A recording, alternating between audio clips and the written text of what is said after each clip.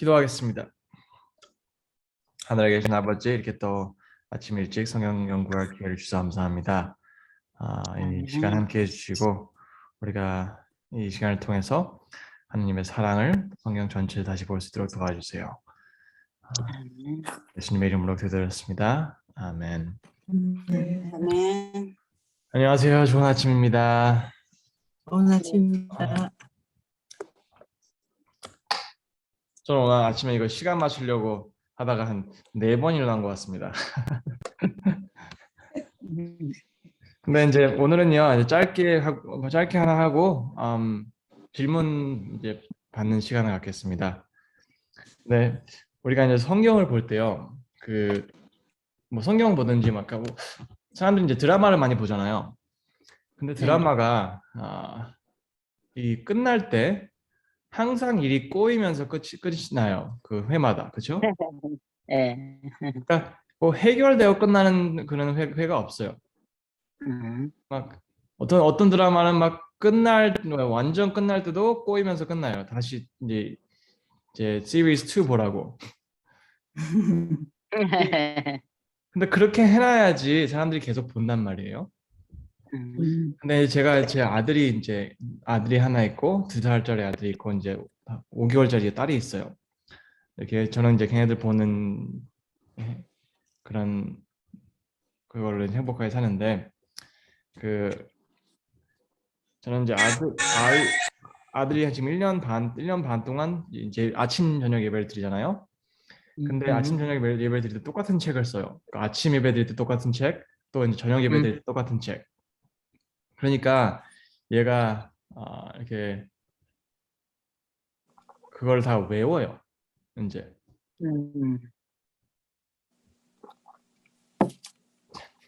아들이 또 일어났네요. 자리를 바꿨는데.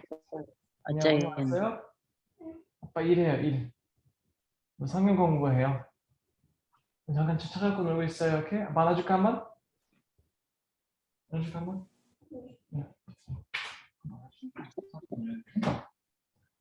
안녕하세요, 인사. 안녕. 아이고, 좀 키워라.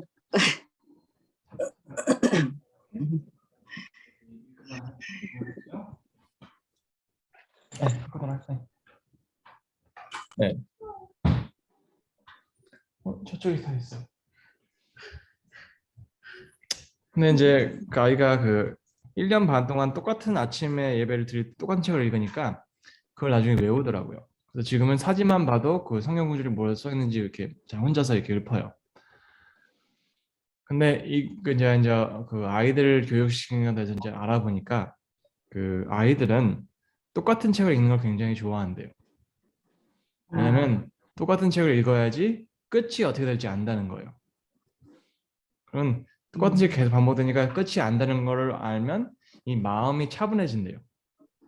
그래서 자기 전에도 똑같은 책을 읽기 좋아하고 아침에 나도 똑같은 책 읽기 좋아하고 그러니까 언제든지 똑같이 그러니까 이 아이들이 이 끝을 모르는 걸 굉장히 이게 불안정적으로 받아들인다는 거예요. 근데 우리가 이 신앙생활에서도 마찬가지예요. 우리가 나이는 들었지만 우리 모두 누군가가 우리의 삶의 끝이나 이 모든 것의 끝을 책임지는 것을 원해요. 그렇죠? 우리 사실 예수님께서 오시지 않고 이 세상에 이 상태로 그냥 계속 간다면 신앙생활 하는 게 좀 힘들 거예요. 근데 우리가 계시록에 하나님께서 이 모든 것이 어떻게 끝날지 보여주시는 것은 우리 마음에 이 안정감을 주시려고 하는 거예요. 하나님 안에서. 근데 우리가 성경을 연구할 때 성경의 큰 그림을 보냐 못 보냐가 우리 신앙생활에 이 안정감을 주냐 안 주냐가 이게 좌우되는 거예요. 그래서 이 성경의 큰 그림, 이제 어제 이제 성경 전체를 보긴 했는데 저는 오늘 이제 성경에서 자주 보이는 그 반복되는 그 하나의 패턴 그걸 보여드릴까 합니다. 왜냐면 우리가 이 패턴 속에서 매일 성실하게 똑같은 방법으로 일하시는 하나님의 모습을 볼 수 있는 거니까요. 그래서 이제 선을 하나 볼 건데요. 또 배터리가 떨어져. 잠깐만요. 제가 배터리 충전 안 했네요. 이거 충전하는 동안 잠깐 몇 가지 말을 더 말씀드리자면, 그러니까 성경을 연구할 때요, 반복되는 것들은 굉장히 중요한 거예요. 그렇죠? 어떤 책을 읽어도 반복되는 것이 나오면 그게 책 쓴 사람이 우리가 그걸 알았으면 하는 거잖아요. 그렇죠? 그래서 이제 레위기를 볼 때 우리가 많은 사람들이 레위기를 읽는 걸 힘들어 하시는데, 거기서 레위기에서 가장 많이 반복되는 그 이제 phrase sentence가 영어로는 and it shall be forgiven, right? And he shall be forgiven. 그러니까 용서를 받을 것이다라는 것이에요. 그 말이 계속 반복이 돼요. 무슨 뜻이냐면 어떻게 이렇든 저렇든 우리가 하나님이 말씀하신 방법으로 어린 양을 끌고 와서 회개를 하면 죄를 용서받을 거라는 거예요. 그러니까 아무리 복잡해 보여도 거기서 우리가 알아야 할 것은 하나님 반복대로 하면 용서를 받는다는 거예요. 근데 우리는 그 반복되는 거를 이렇게 보지 못하고 그냥 그 중간중간 사이사이 있는 그 복잡한 그런 것들에 좀 시달리다 보니까 레위 같은 거를 읽기 힘들어하는 거예요. 근데 우리가 성경 전체도 마찬가지예요. 우리 성경 전체를 볼 때 이 꾸준하심, 하나님의 꾸준하심, 하나님의 성실하심, 이게 우리가 알아야 되는 제일 첫 번째 그림입니다. 충전이 됐네요, 어느 정도. 됐습니다. 선 보이시죠? 네. 네. 그러면 저는 이 선에다가 이거를 여섯 개로 나눌 것입니다.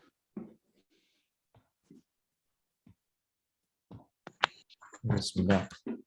여기서 그러니까 성경에 자주 나오는 이 패턴, 계속 반복되는 이게 뭐냐면, 처음에는 아주 상세한, 왜 이러지?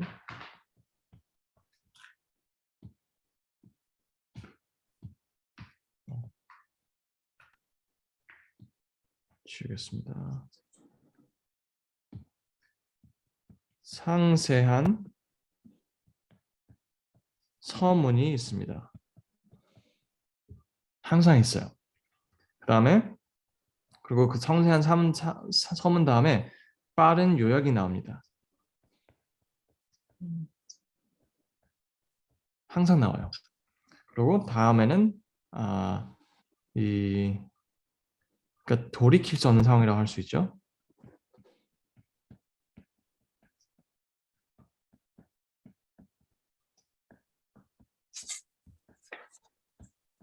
그 다음에 나오는 거는 구원의 기회입니다.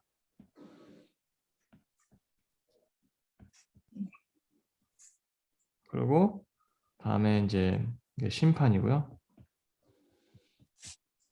그 다음에 심판이랑 이제 하나로 볼 수 있죠. 심판, 새 출발.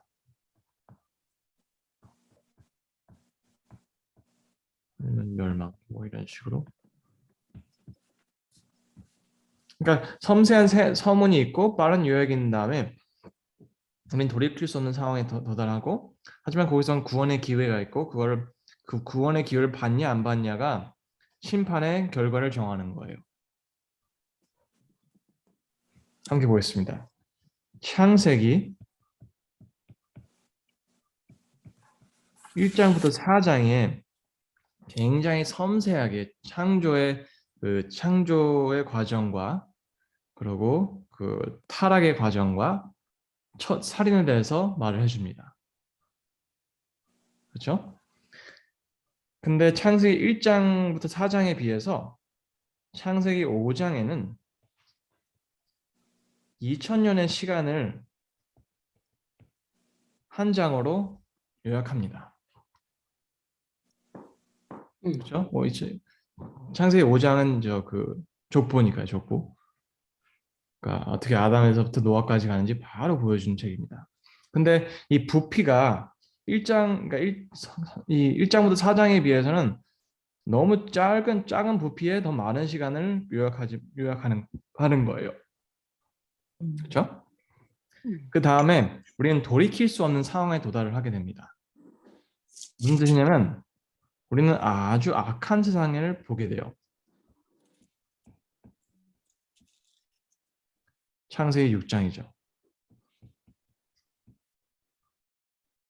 창세기 6장. 근데 여러분도 아시겠지만 우리가 될 수 있으면 이게 고쳐 쓰는 게 좋아요. 그렇죠? 뭐든지 고쳐 쓸 수 있으면 낭비하지 않고. 근데 어떤 거는 더 이상 고칠 수가 없어요. 저는 이제 얼마 전에 제가 큐바를 갔다 왔어요. 큐바. 근데 거기 가니까 와, 차들이 막 60년, 70년대 차들이 아직 굴러다녀요. 이 사람들은 이 차가 너무 비싸니까 새로 살 수가 없는 거예요. 그러니까 이렇게든 저렇게든 고쳐서 써야 돼요. 근데 아마 그 사람들도 그러니까 이제 거기서 그러더라고요. 차 한 대가 굴러다니는 걸 보면 한 20대의 부품들이 들어가 있는 거예요. 그러면 그 한 대를 살리기 위해서 20대가 버려졌다는 거예요. 그렇죠? 그러면 그 20대는 다른 20대는 더 이상 고칠 수 없으니까 그 차를 버리고 그 속에 있는 부품들 빼서 이 한 대를 계속해서 고친다는 거예요. 우리는 이 예수님께서 하나님께서 그 창세기 6장을 본다면 하나님께서 말씀하시는 걸 보면 더 이상 이 세상은 고칠 수가 없는 거라고 말씀하세요. 너무 악해서 내 영이 사람과 더 이상 이렇게 하지 못하겠다 이렇게 말씀하세요. 영어로는 my spirit shall no longer strive with the flesh of man, with flesh. 그러면 이게 더 이상 고칠 수가 없어요. 돌이킬 수가 없어요. 그러면 이 세상에 딱 와야 되는 그 결과는 홍수예요. 이 심판 쪽에 나오는 홍수. 그렇죠? 홍수를 없애버려야 된다고 하나님께서 말씀하세요. 하지만 홍수로 인해서 이 세상이 완전히 멸망해 버리나요? 아니면 구원의 기회를 주시나요? 구원의 기회를 구원의 주시죠. 기회를 주시죠. 무슨 뭐가 더 구원의 기회였죠? 예수님. 예수님. 노아의 기회가 통치요. 방주죠, 방주. 그렇죠? 네. 그 여기서 이 쭉 가서 방주를 타냐 안 타냐가 이 새 출발을 하냐 아니면 멸망을 하냐 둘 중에 하나예요. 그렇죠? 복잡하지 않아요. 그냥 간단해요. 그냥 방주만 타면 새 출발을 가담한다는 거예요. 하지만 이 단순한 이거를 받아들이지 않는다면 멸망을 한다는 거예요. 그리고 이제 다시 나아간다면 이제 우리가 그 사무엘상 3상에서 열왕상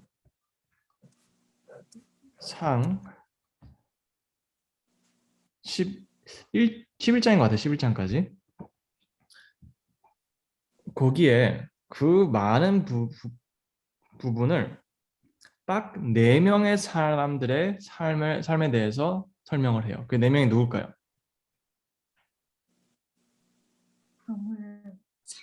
사울, 다윗, 사울, 다윗, 솔로몬, 솔로몬 그리고 딱 한 명. 네? 여로보암, 여러분 별로 많이 안 나오고요. 마지막 한 명. 사무엘입니다. 아, 사무엘. 네.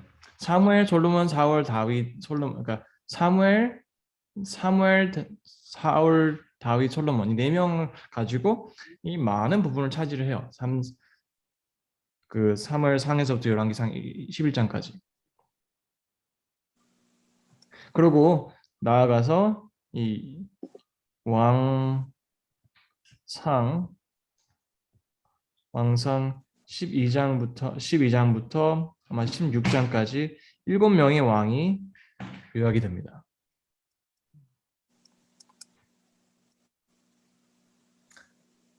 그 다음에 우리가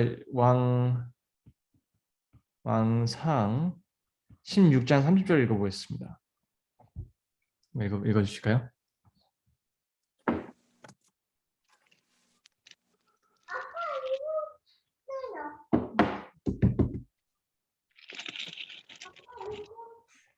여기 앉아. 여기 와요. 붙여줄게요.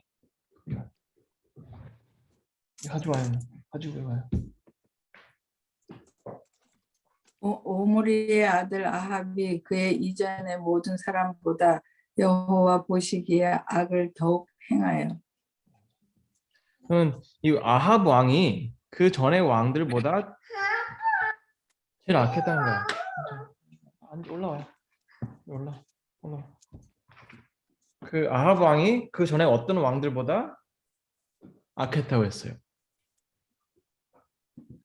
그래서 그 다음부터는 거의 그 아합 왕의 그 악함에 대해서 계속 말씀을 해주세요. 그렇죠?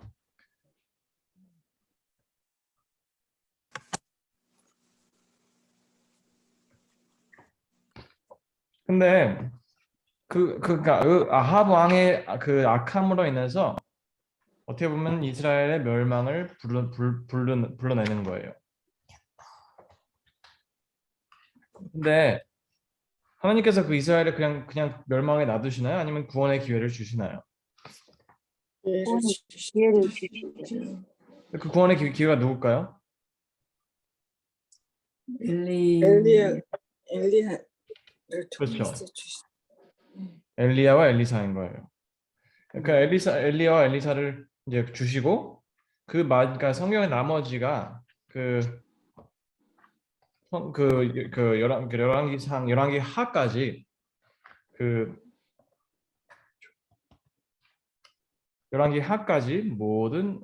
거의 모든 부피가 그러니까 이스라엘에 대한 거는 거의 다 그 엘리야와 엘리사가 하는 일로 모든 게 정리가 됩니다. 그리고 심판 나중에 오는 건 이제 아시리아로 인한 멸망입니다.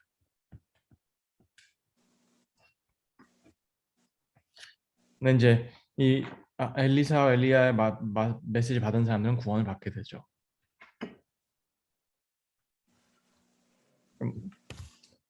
그럼 이제 거기서 끝나지가 않아요. 우리가 이제 그 신약을 본다면 거의 신약 전체가 굉장히 짧은 시간을 얘기를 해요. 그러니까 사복음서 예수님의 삶을 얘기하고 사도행전 예수님 떠나시고 몇 년 후, 그렇죠? 그러고 나서 모든 편지서들은 이 사도행전 시대에 다 써졌어요. 그러면 굉장히 짧은 시간, 길어야 100년이에요. 100년의 시간을 굉장히 많이 써놨어요. 그렇죠? 그 다음에 어디서 되었어요? 44. 그 다음에 우리 빠른 요약을 보는 게 뭐냐면 계시록 1장부터 3장입니다. 계시록부터 1장부터 3장. 계시록부터 1장부터 3장입니다.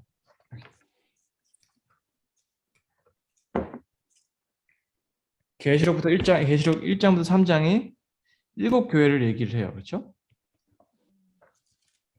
근데 이게 창세기 5장처럼 2000년의 시간을 요약합니다. 이 3장 안에.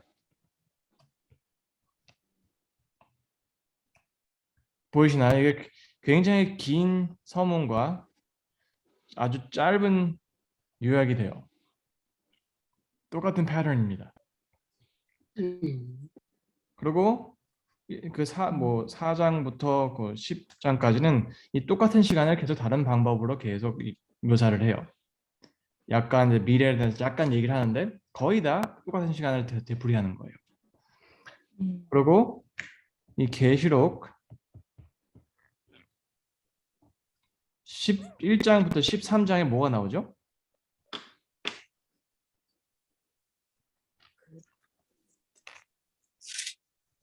음.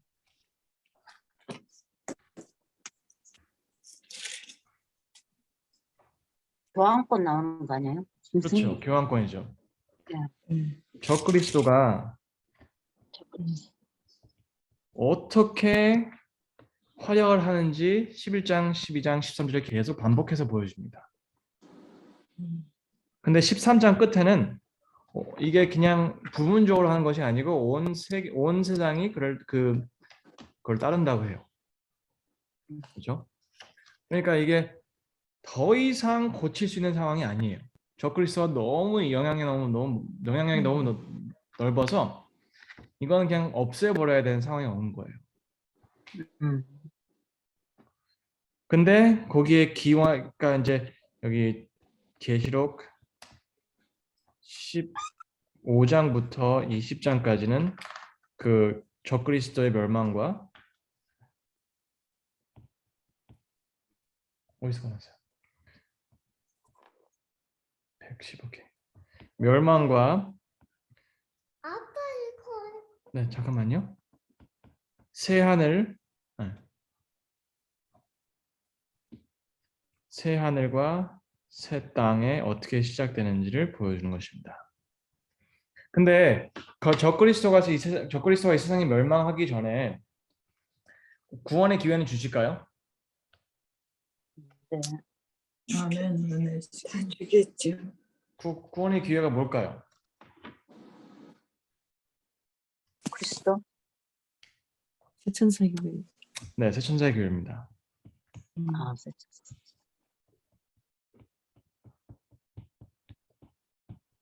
천사의 기회입니다.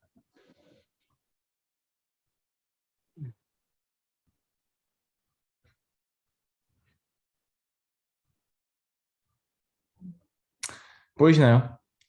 이제 세 가지만 보여드렸는데 더 훨씬 더 많습니다. 근데 계속 이게 그리고 다니엘서 7장을 우리가 똑같이 이렇게 해보잖아요. 다니엘서를. 그럼 제가 잠깐 해드릴게요. 다니엘서 단 1장부터 거의 6장은 이 바벨론에서 시간을 굉장히 섬세하게 얘기를 해줍니다.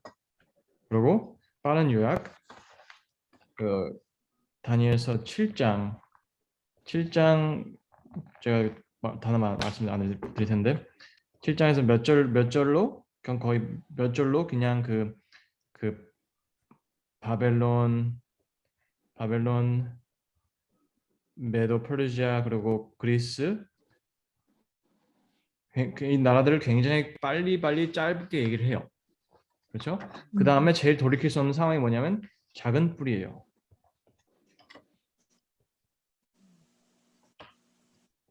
그리고 이 다니엘서 7장의 끝말은 이 땅이 성도들에게 주어진다고 했어요.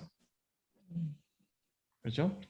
하지만 이 구원 우리는 그 중간에 있는 게 뭐냐면 조사 심판이에요.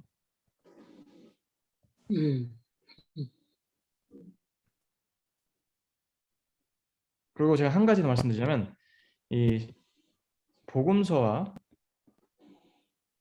아니고 하나만 더 말씀드리자면 여기 뭐가 나왔어? 어디서 나온 거야?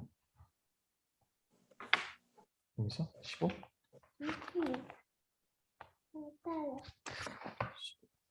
여기. 제 모세오경이 굉장히 섬세한 서문입니다. 왜냐면 아브라함이 뭐 누구랑 결혼했고 누구한테 거짓말을 했고 그리고 또 에서는 무슨 죽을 먹었고 그리고 뭐 누가 요셉을 좋아했고 막 그런 게 다 나와요. 그렇죠? 그러고 나서 그 광야에서 40년 시간을 굉장히 섬세하게 얘기를 하죠. 그리고 성수대전나 모든 걸 되게 섬세하게 굉장히 많은 말을 해줘요. 그 다음에 빠른 요약을 말하자면 역사책이 아주 빠른 요약이에요. 그 모세오경에 비해서. 왜냐면 우리가 그러니까 성경의 부피들을 본다면 모세오경과 역사책이 부피가 똑같아요. 그러면 그러니까 짧은 시간을 굉장히 섬세하게 얘기해 주는 게 있고 바로 다음에 똑같은 부피지만 굉장히 많은 시간을 요약해 놓은 거예요. 역사책이. 그리고 역사책도 그렇고 이 지혜책도 그 똑같은 시기에 경험했던 것에 대한 한탄을 하는 거기 때문에 같은 요약에 들어갑니다. 그리고 돌이킬 수 없는 상황이 와요. 여기가 이 바벨론의 포로 시절인데요. 포로 시절인 포로 전이든지 포로 후든지 다 참 악한 상황일 거죠. 이게 선지자서예요. 선지자서. 그리고 구원의 기회가 옵니다. 이게 바로 예수님입니다. 복음서죠.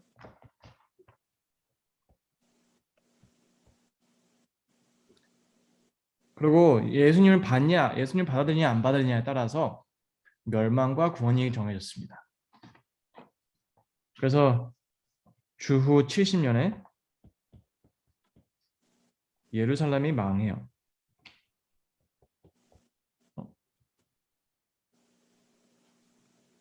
예루살렘이 멸망합니다. 근데 예수님을 믿은 사람들은 거기 함께 멸망하지 않고 교회 설립을 합니다.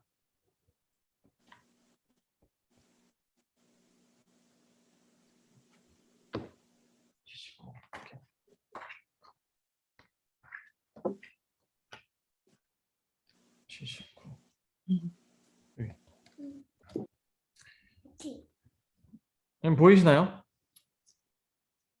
예.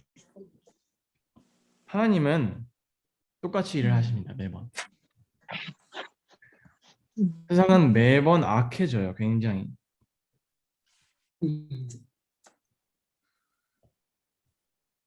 근데 그게 세상이든 교회든 상관없이 계속 악해져요. 타락을 해요. 그렇다면 우리가 그러니까 교인들로서 성도들로서 우리가 세상에게 전해야 되는 메시지는 이 악한 세상을 고쳐라 이것이 아니고 세상이 악해지는 건 우리가 어떻게 할 수 있는 게 아니야. 아무리 노아가 열심히 살았다고 해도 그 악한 세상을 바꿀 수가 없었어요. 예수님 같은 진짜 예수님이 진짜 너무 진짜 최선의 삶을 최고의 그런 이 의의 삶을 사셨어도 그 타락한 나라는 바꿀 수 없으셨어요.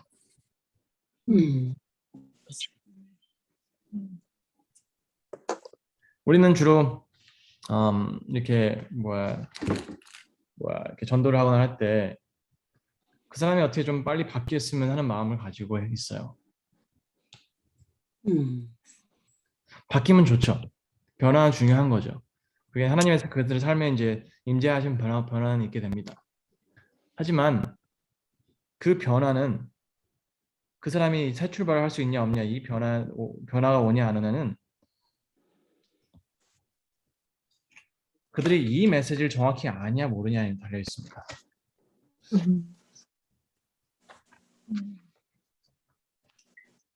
왜냐하면 생각해 보세요. 이 구육이 구원, 방주를 타는 구원은 조건이 없었어요. 뭐 몇 년 동안 뭐 술을 끊고 잘 살면 이렇게 해주겠다 이게 아니고 그냥 타라 이겁니다. 왜냐면 타고 나서 방주 안에서 세상이 어떻게 망하는지 보면 사람이 바뀔 거예요. 그리고 엘리사 메시지를 그냥 받으라 이거야. 그리고 새 천사의 기별을 무조건 받아들여라. 그리고 조사 심판에 참여하라 이겁니다. 그리고 예수님을 받아들여라. 그럼 여러분 우리가 말하는 새 천사의 기별이 영원한 복음이라고 성경은 말해요. 영원한 복음.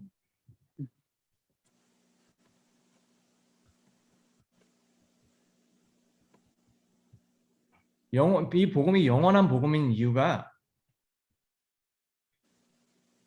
하나님께 이 새 천사의 기별을 보내시는 이 하나님께서 우리에게 주신 메시지는 방주와도 똑같고 엘리야도 똑같고 조사심만 다 똑같다는 거예요. 메시지가 안 바뀌었다는 거예요. 아멘. 그렇다면 우리 안식교회가 최천사의 기별을 전한다는 게 일요일 교회들이랑 다르면 안 돼요. 그러니까 지금 역사적으로 계속 전해주신 이 복음이랑 다르면 안 되는 거예요. 근데 저는 일요일 교회랑 똑같아야 되는 게 아니고 일요일 교회는 잘못됐어요. 그 사람들은 이 흐름을 모르기 때문에 올바른 복음을 전할 수가 없는 거예요. 근데 우리가 전하는 이 복음은 다 역사적으로 다 똑같은 메시지를 전한다는 겁니다.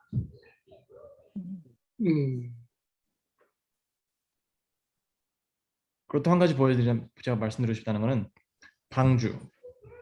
방주 후에 다른 배가 없었습니다. 방주를 안 타면 끝났어요. 구원이 없었어요. 그리고 엘리야 엘리사 메시지를 받지 않으면 다음 메시지가 없었습니다. 그리고 예수님을 받아들이지 않은 유다의 나라에게는 다른 희망이 없었어요. 그렇다면 이게 무슨 뜻일까요? 이거는 새 천사의 기별 후에는 아무런 다른 희망이 없다는 거예요, 이 세상에게. 새 천사의 기별 끝난 다음에 다른 게 없어요. 오는 건 멸망이에요. 그렇다면 우리가 새 천사의 기별을 가지고 있다고 하면서 뭐 전해도 되고 안 전해도 돼. 그러고 앉아 있는 거는 노아가 방주를 줘놓고 타도 되고 안 타도 돼. 그러고 이제 앉아 있는 건 똑같은 겁니다. 예수님 받아들여도 되고 안 받아들여도 돼. 그런 거와 똑같은 거예요. 근데 문제는 우리가 이 새 천사의 기별이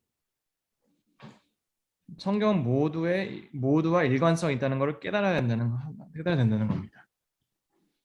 새 천사의 기별이 예수님만큼 중요하다는 거예요. 방주만큼 갈급, 그만큼 serious하고 중요하고.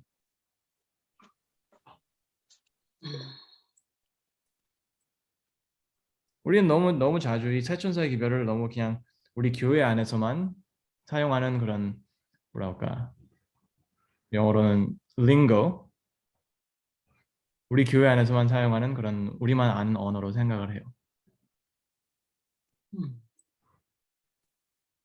여러분, 예수님께서 마태복음 24장 말씀하실 때 쭉 말씀하신 그 24장에 보면 그 마지막 시대의 그런 징조들을 얘기하실 때 좋은 게 하나도 없어요.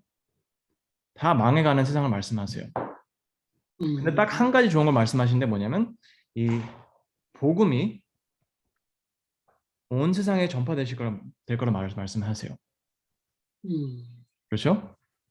근데 이 흐름을 보세요. 예수님께서 말씀하셨을 때 예수님께서 말씀하시는 이 마지막 시대는 좋은 게 없는 세상입니다. 근데 이거의 유일한 희망 말씀하시는 거는 24장 14절 복음이 전파될 거라는 거예요.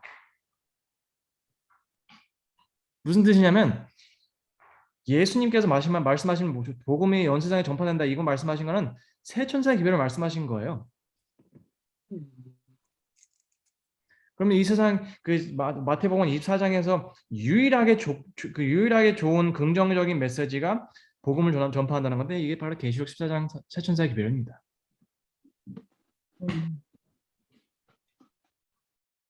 보이시나요? 자, 더 말씀드리기 전에 질문 있으신가요?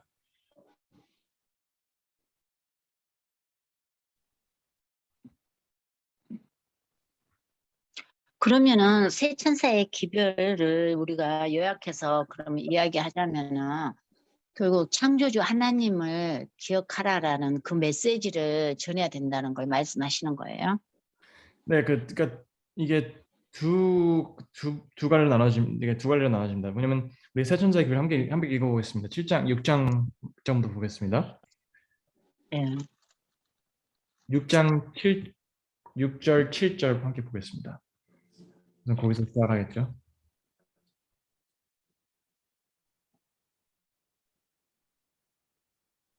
어디 말씀하시죠? 그 본이 계시록 14장 6절이죠. 14장 6절 14장 6절이죠. 네. 14장 6절.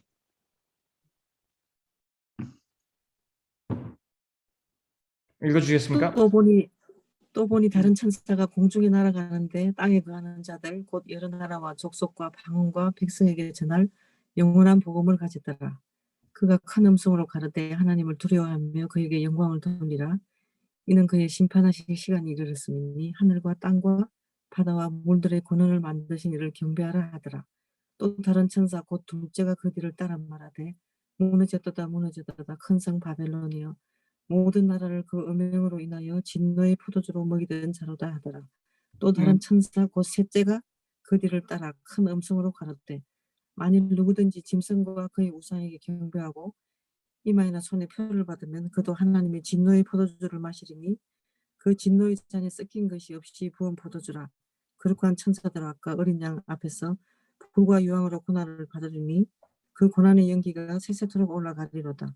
짐승과 그의 우상에게 경배하고 그 이름의 표를 받는 자는 누구든지 밤낮 쉼을 얻지 못하리라 하더라. 네, 감사합니다. 음. 지금 쭉 읽은 거 보면 이게 나오는 게 있어요. 이게 영원 복음. 음. 오케이? 영원한 복음이고 모든 족속에게 나눠질 거고 하나님을 경외하라. 심판이 왔다. 하나님 창조주시다. 바벨론은 멸망할 것 나와라 이거예요. 그렇죠?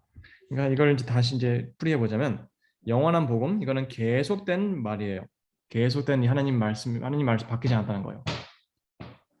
그러면 영원한 복음이라는 거는 이게 그 복음이 그 구약부터 지금까지 바뀌면 안 돼요. 똑같은 메시지라네요. 우리가 보셨잖아요. 우리가 봤을 때 하나님의 일하시는 방법은 방주 주시고 엘리야 주시고 다 똑같아요. 바뀌지 않으셨어요. 그러면 이것도 지금 똑같아야 된다는 거죠. 그러면 이게 모든 족속에 퍼진다는 거예요. 그럼 이거는 마태복음 24장 14절의 말씀과 똑같은 거예요. 그렇죠? 우선 여기까지 알 수 있는 건 이게 좋은 메시지라는 거예요. 하나님께서 우리가 알고 싶어 하시는 그런 좋은 메시지라는 거예요. 그렇죠? 그런데 이렇게 하나님을 경외하라 심판이 왔다. 이거는 어디서 나올까요? 함께 전도서 12장 13절 14절 보겠습니다.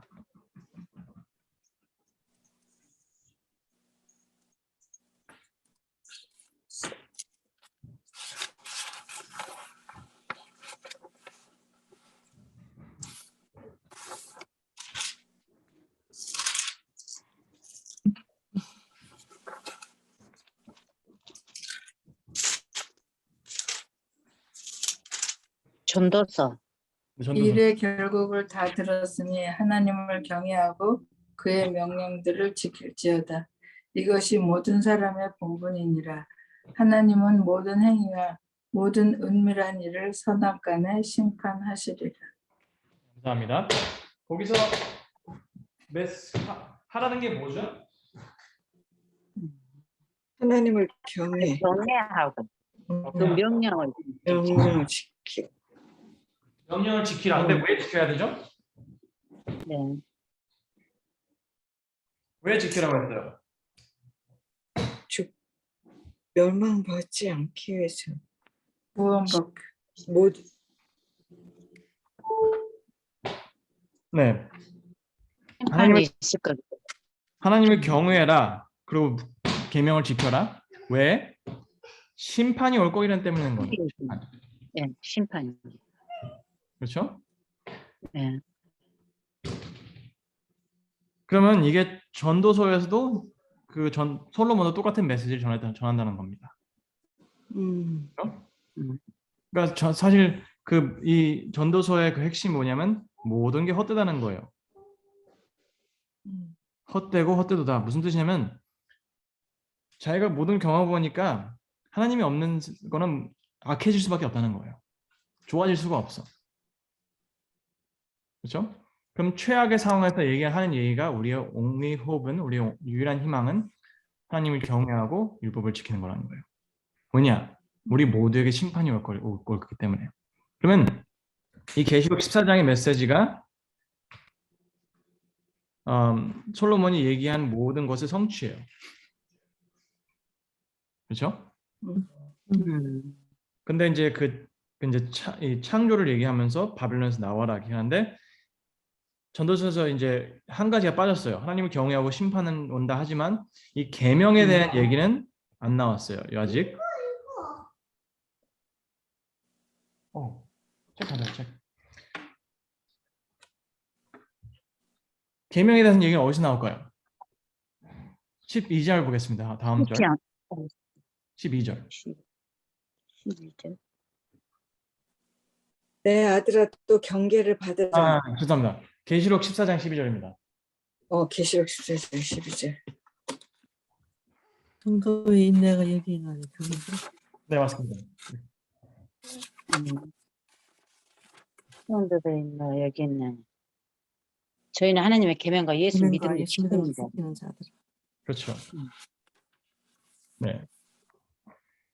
그렇다면 하나님을 경외하라 심판이 왔다. 그걸 거기에다 긍정적으로 답하는 사람들은 성도들인데 성도들은 계명을 지킨다는 거예요. 보이시나요? 근데 계명 안에 계명이라는 게 모세오경을 얘기하는 거예요. 모세오경 그 안에 창조에 대해서 나옵니다.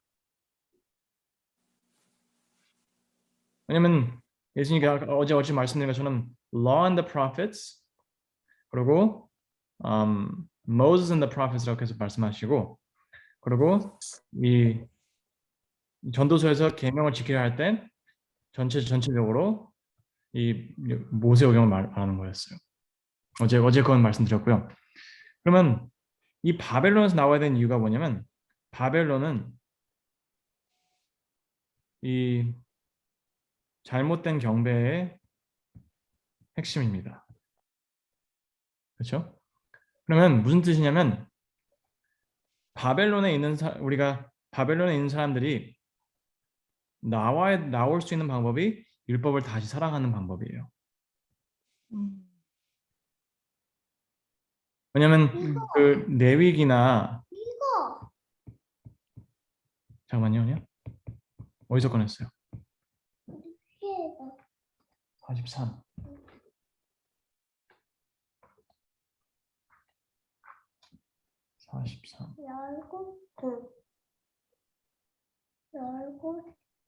여기 쳤던 거. 여기 맞아요. 스티커 여기 가요. 민수기에서 너의 포로된 데서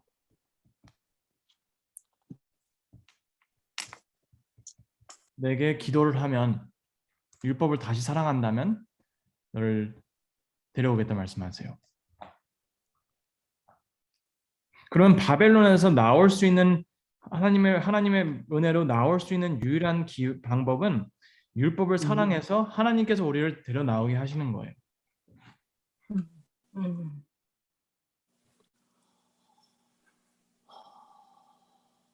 그렇다면 우리의 이 영원한 복음 계시록 이 14장 우리가 말하는 이 세천사의 기별은 복잡한 게 아니에요.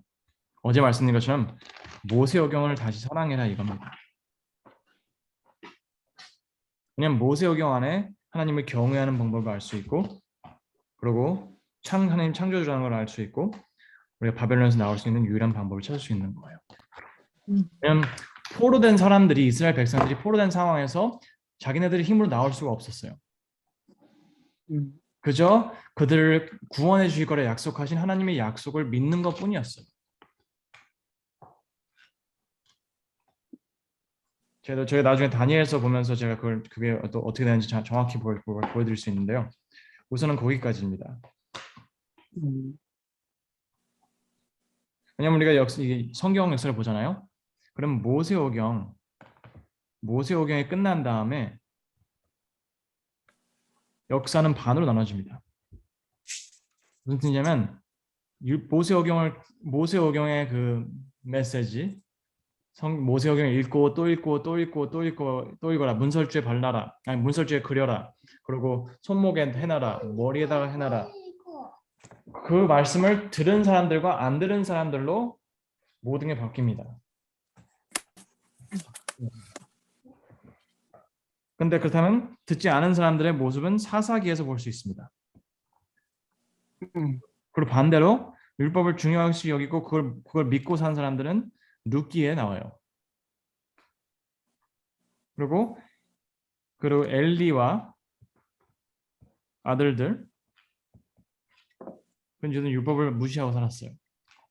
하지만 그 사람들을 대조한 사람은 사무엘이었습니다. 그리고 나중 가서 이제 그 사울이 왕이 되지만 사울은 하나님의 율법을 완전 무시했어요. 근데 그 사람을 대조한 사람은 다윗이에요. 그러고 나서 나중 가서 이스라엘 전체가 하나님을 떠나고 타락을 해요. 근데 그걸 대조한 나라가 유다였고 율법을 그나마 지켰으니까. 그다음에 쭉 내려가서 마지막에 성경 마지막에 그 계시록과 다니엘서를 보면 적 그리스도 를 대조한 사람이 성도들이에요. 알려줄게요.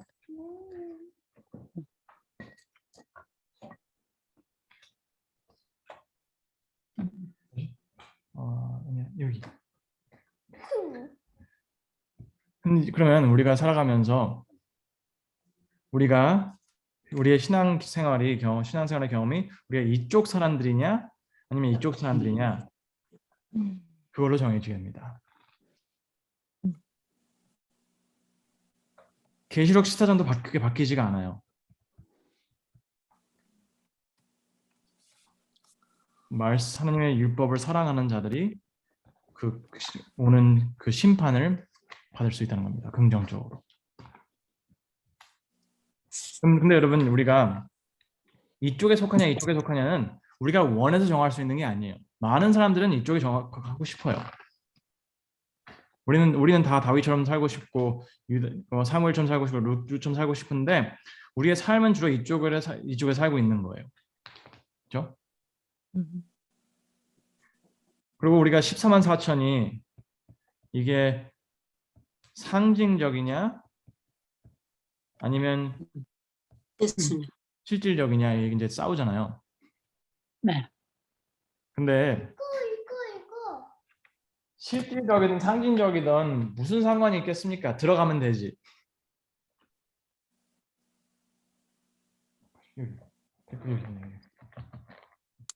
들어가면 된다는 거는 실질적인 숫자라는 얘기잖아요.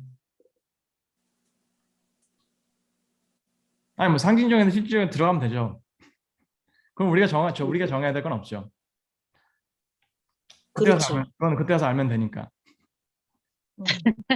그 숫자가 중요한 건 아니죠. 들어가면. 그렇죠. 우리는 그냥 구원하시는 건 하나님께 맡기고 최선을 다해서 하나님 안에서 이제 그렇죠. 근데 살아가는.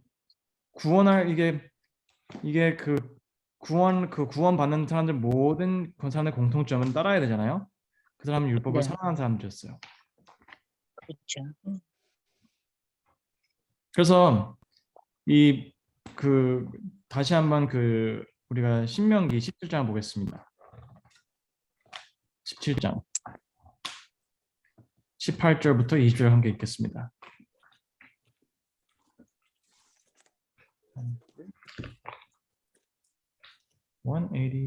여기다.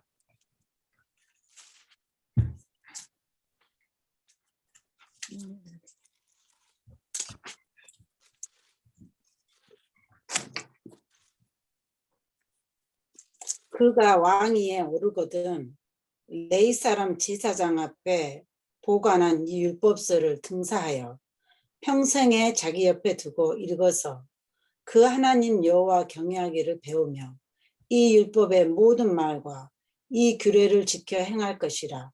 그리하면 그의 마음이 그 형제 위에 교만하지 아니하고 이 명령에서 떠나 좌로나 우로나 치우치지 아니하리니 이스라엘 중에서 그와 그의 자손의 왕위에 있는 날이 장구하리라.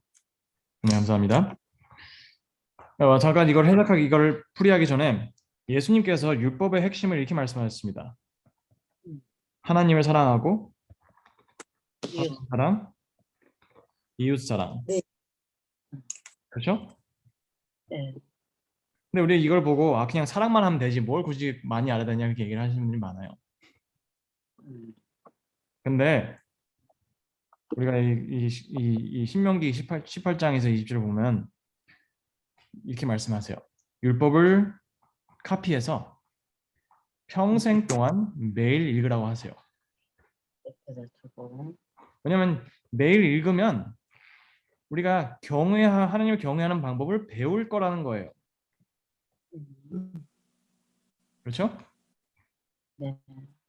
그러고 나서는 우리가 나비예요. 그러고 난 다음에는 우리가 하나님을 경외하는 방법을 배운 다음에는 우리가 교만하지 않을 거랍니다. 그리고 모든 일에 형통을 할 거라는 겁니다.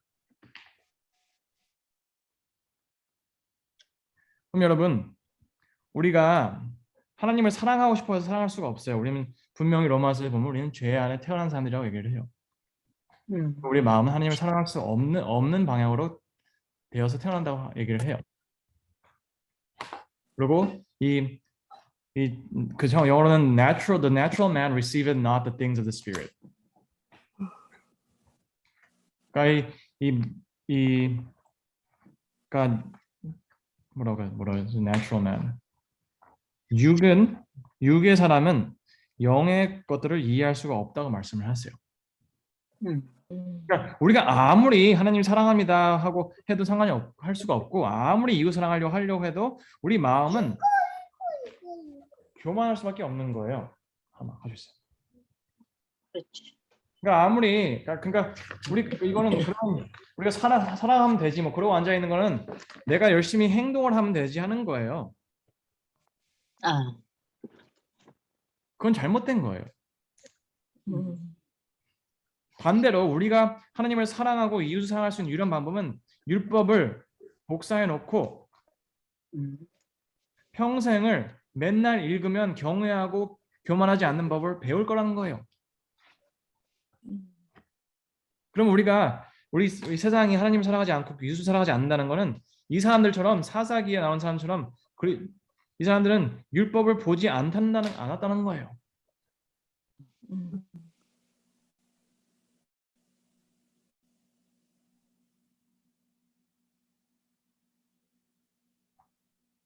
세 천사의 기별은 단순합니다. 율법을 사랑하라는 것입니다. 왜냐하면 율법을 사랑하는 사람들만이 하나님 경외하는 법을 배울 수 있고 그들이 하나님의 진정한 창조주라는 걸 항상 기억하고 살 것이고 그리고 바벨론에서 나올 것이고 그들은 하나님의 심판을 달게 받을 것입니다.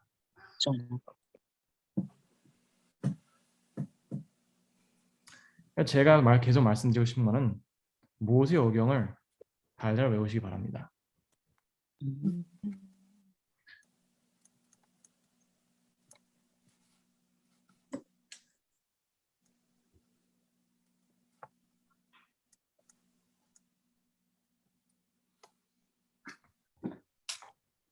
왜냐면 하나님께서는 새로운 거를 안 주세요.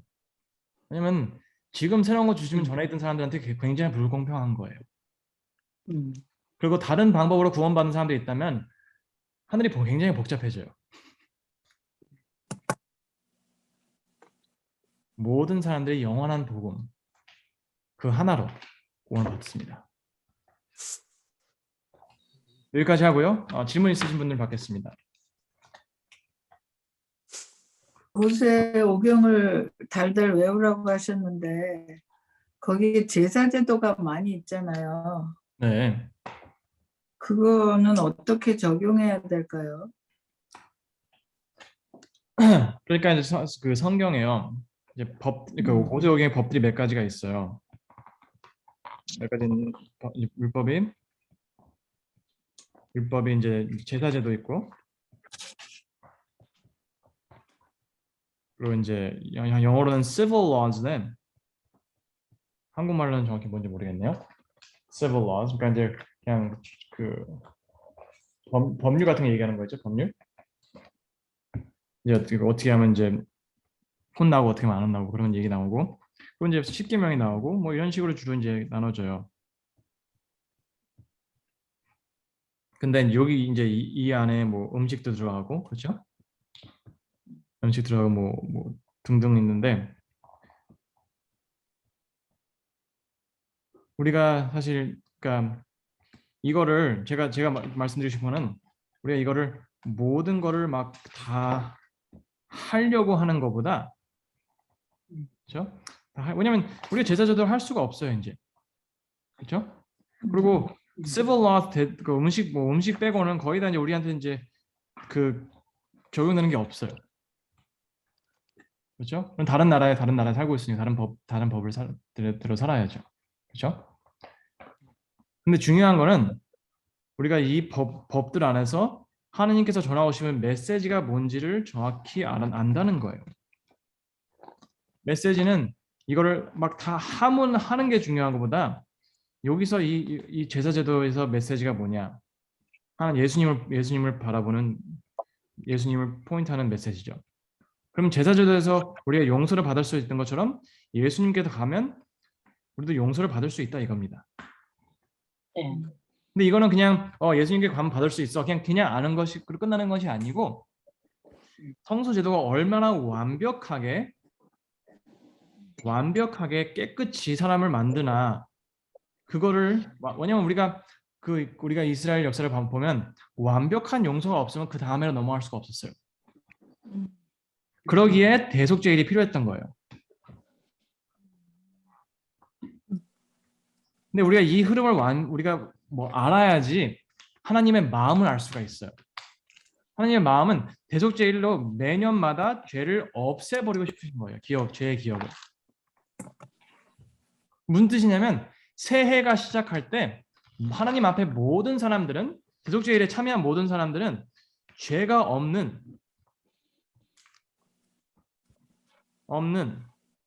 완벽한 사람으로 보시는 거예요.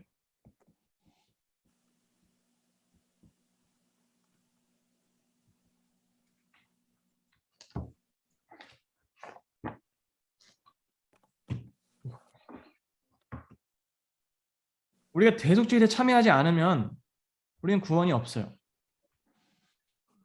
다니엘서 8장에 얘기하는 대속죄일이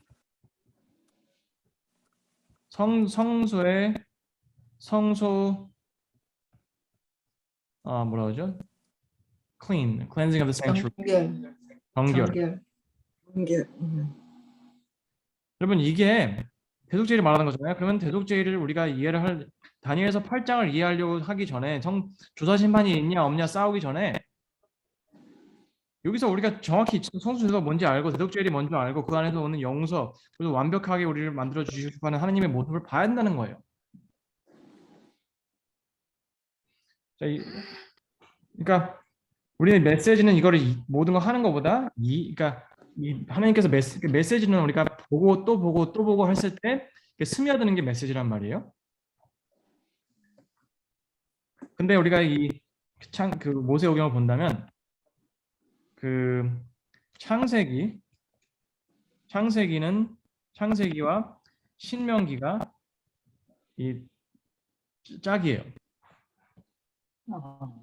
왜냐면 이 약속의 시작이고, 약속을 주셨고, 왜냐면 약속에 내가 너의 후손들을 위대한 나라를 만들어주고 애굽에서 데려와서 가나안 땅에 데려오겠다.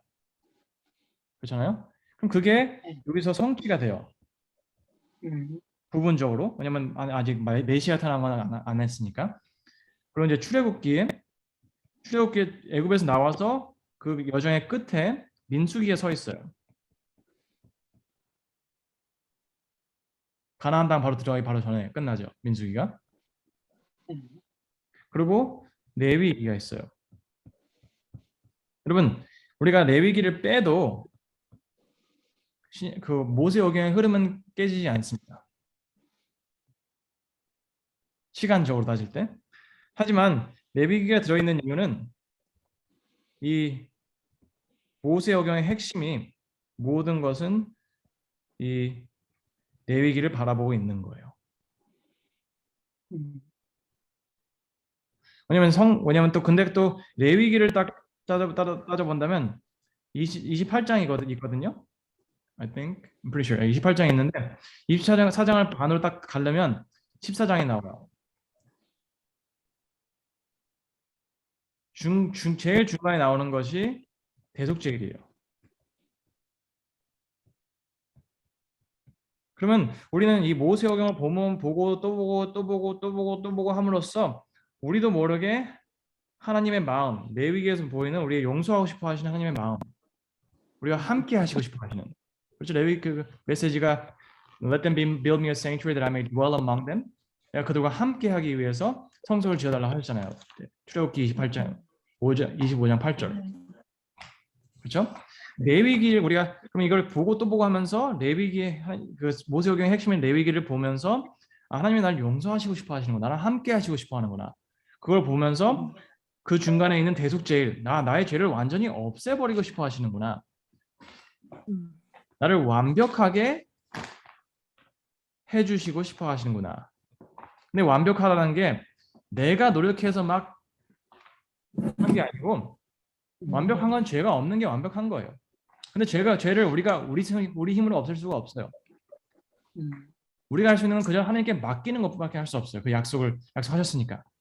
맡기고 가지고 계시다가 평소에 가지고 계시다가 대속죄를 없애버리는 거를 우리는 보고 또 보고 또 보고 하면 하나님 날 진짜 좋아하시는구나를 깨닫게 되는 거예요. 마음속 깊이.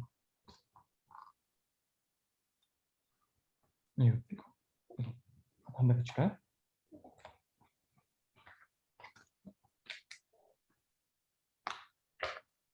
근데 그거는 이 지식적으로 그냥 아는 것이 아니고 마음에 깊이 있게 느껴져야 되는 거예요. 새겨져야 되는 거예요. 율법을 통해서. 그러기에 우리가 자주 말하는 그 일요일 교수에서 말하는 새 언약, 이게 히브리서 10장에 나오는 게 뭐냐면 율법이 마음에 새겨지는 거라고 했어요. 이게 새 언약이라고 하셨어요.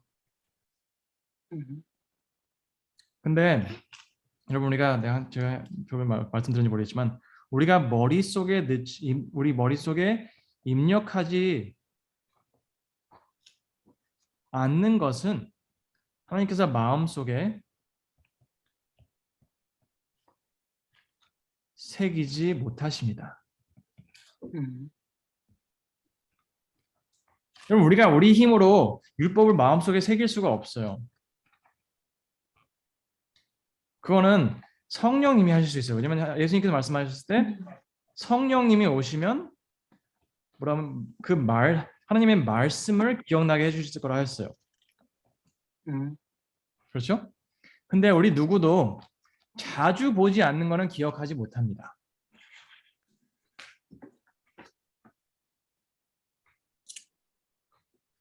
우리가 할 수 있는 거는 하나님의 말씀을 믿고 그냥 머릿속에 입력하는 것밖에 할 수 없어요. 우리가 입력을 열심히 하게 되면 입력을 하게 되면 언젠가는 하나님의 때에 넣어 주실 거예요. 우리 머릿속에. 마음속에 넣어 주실 거예요. 마음속에. 이해되시나요? 네. 그러면 모세오경을 부지런히 입력함으로써 모든 것이 성취된다 이 말이죠. 그렇죠. 왜냐면요, 보시면 저 어제 말씀드렸지만 모세오경을 아시면 아파트에 죽었다. 그 제가 잠깐만요. 근데 목사님 모세오경이 예수님께서 그랬잖아요. 모세와 선지자의 글이 나에 대해서 말씀하신다고 했잖아요. 그렇죠. 결국은 모세오경이 처음부터 끝까지 그리스도에 대한 건데, 근데 그걸 단편적으로 딱 보여주는 게 결국에는 모세가 광야에서 이스라엘 백성들을 40일 동안을 리더로서 끌어가면서 결국에는 그 하나님이 이스라엘 백성들과 이집트에 있을 때 하나님에 대한 모든 율법을 잃어버렸잖아요. 근데 40년의 그 생활을 통해서 광야의 그 생활을 통해서 다시 하나님께서 그들과 함께 거하시면서 성소를 짓게 하시면서 그 성소의 그 단계를 통해서 어떻게 보면 그 대속죄일에 대한 그 부분이 우리가 이해가 됐잖아요. 결국은 하나님께서 우리와 함께 하시기 위해서 그 성소를 짓게 하셨는데 그러면은 거기서 성소가 그 우리에게 가르쳐주는 가르쳐주는 것이 어제 목사님께서 말씀하시는 게 성소에서 이야기하고자 하는 것은 고의죄가 아닌 죄만 용서받을 수 있는 걸 가르쳐 주신다 하셨잖아요. 그러면은 그 성소에서 이야기하는 그 범위가 그렇게 좁은 건가요?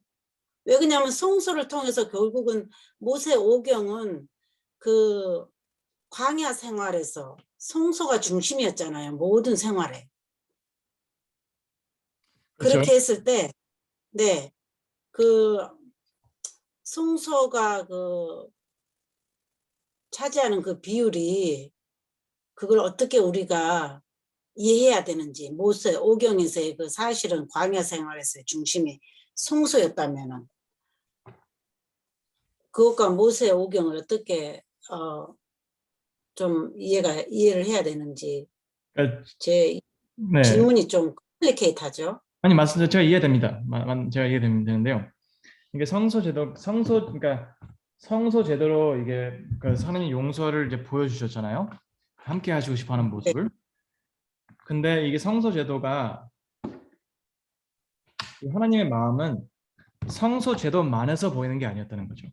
성소가 상징적인 것이었고, 왜냐면 어제 말씀드렸지만 이스라엘 백성들이 포로로 잡혀가고 가뭄이 있고 막 그런 거 봤을 때 그 사람들이 부지중 지은 죄들로 인해서 그렇게 나타난 게 아니잖아요. 고의적으로 계속해서 하나님 말씀을 무시하고 그러니까 멀리 떠나고 말 안 듣고 그렇게 해서 나오는 게 그 상황이 같단 말이에요. 그러면 그들의 만약 포로된 상황에서는 어린 양을 잡아갈 수가 없어요. 그렇죠? 네. 그 성소 제도는 이스라엘이 그 독립된 나라로 유지되는 상황에서만 쓸 수 있는 거예요. 그러니까 실질적으로 본다면 실질적으로. 근데 그 메시지는 이거 먹는 거예요. 좀 이따 먹어요. 이거는 엄마 거. 근데 그 상징적인 메시지는 계속해서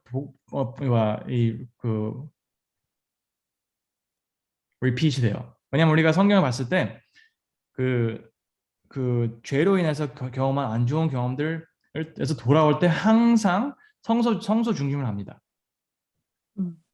그렇죠. 애굽에서 나왔을 때 성소를 줘요. 그렇죠? 그리고 샐러드 넣는 거 샐러드. 그리고 다윗이 그러니까 이스라엘이 사사기로 인해서 엉망진창한 삶을 살다가 다윗이 왕으로 와요. 그렇죠? 다윗이 왕으로 와서 다윗의 그 끝에 하는 일이 성소를 짓는 거예요. 솔로몬을 통해서. 다시 그럼 언약이 성취된다는 거죠. 그러고 나서 다시 그 이제 바벨론을 포로로 갔다 돌아왔을 때 다시 성소를 짓게 돼요. 그렇죠? 성소 중심이에요. 그러고 나서 나중에 또 그 다니엘이 이제 8장 14절에 성소가 정결함을 다시 미래 얘기를 해요. 1844년에 그게 있을 거라. 그렇죠. 2300주. 그렇죠? 그러면 성소가 항상 그 회복, 용서, 그리고 그 하나님의 사랑의 상징으로 서 있어요. 매번마다 회복이 됩니다. 그렇죠? 네. 네. 그리고 마지막에 예수님께서 이 땅에 오시고 다시 데려가셨을 때 성소 제도의 꿈이 거기서 이루어집니다. 우리 하나님이 되시고 우리는 하나님의 백성이 되고 하나님과 함께 있다.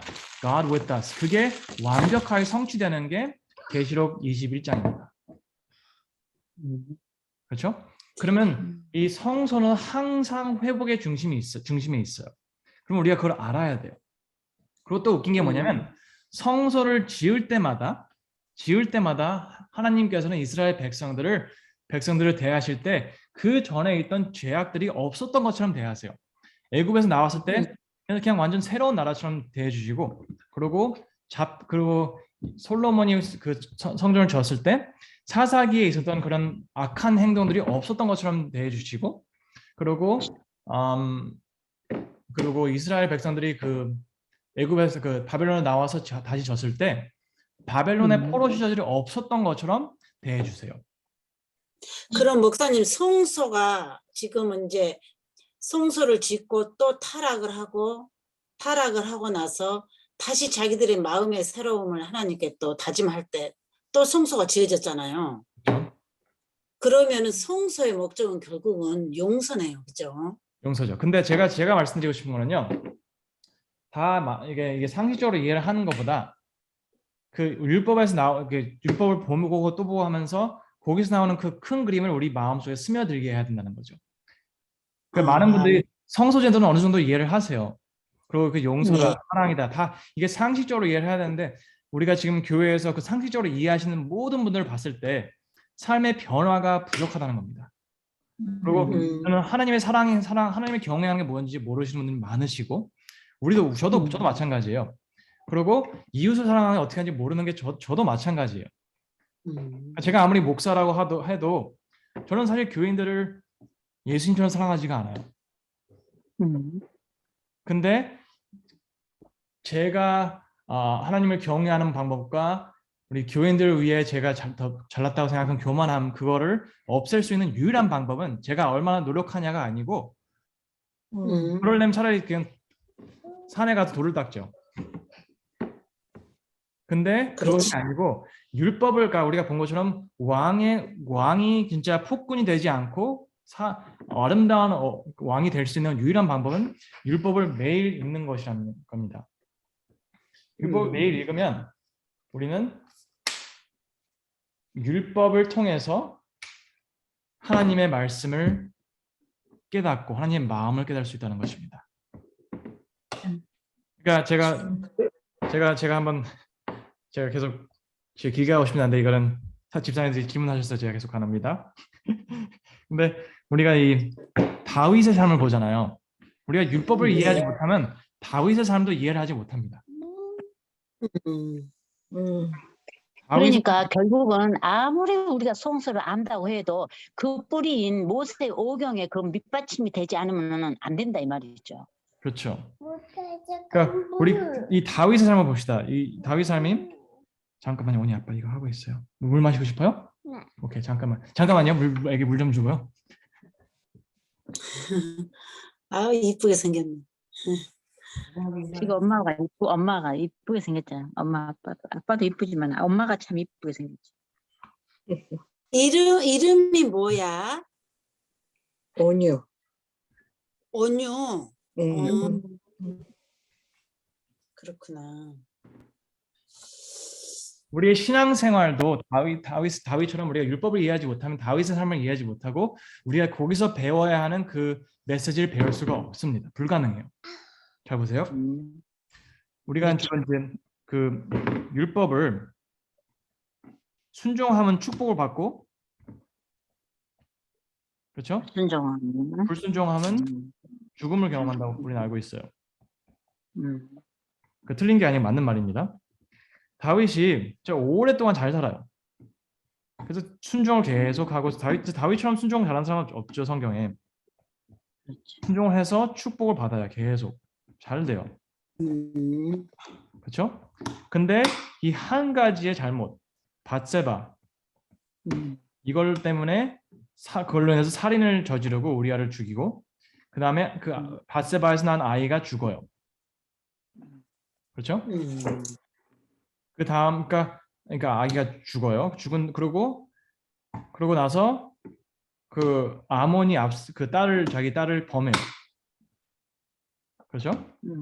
그 다음에 압살롬이 아몬을 죽여요. 그리고 조용히 그나마 이제 아프지만 조용히 살다가 갑자기 압살롬이 반란을 일으켜요. 그러면 다윗은 진짜 잘 살다가 축복을 잘 살다가 이 한 가지 잘못으로 인해서 다른 잘못을 하게 되고 그걸로 인해서 죽음을 경험했는데 다 죽어요. 죽인 사람들 다 죽어. 그렇지. 그렇죠? 그러고 나서는 그 최악의 상황, 자기가 보좌에서 쫓겨나는 것까지 경험을 하게 됩니다. 근데 이 자리에서 그러니까 율법 순종에서 온 축복, 죄로 인한 죽음을 다 경험해요. 그러고 나서 여기 이제 보좌에서 쫓겨나서 도망가는 상황에서 사독이 법궤를 들고 나와요. 들고 나오면서 우리가 이거를 가져가야지 하나님이 우리와 함께 하시는 걸 믿을 수 있다. 가져 나와요.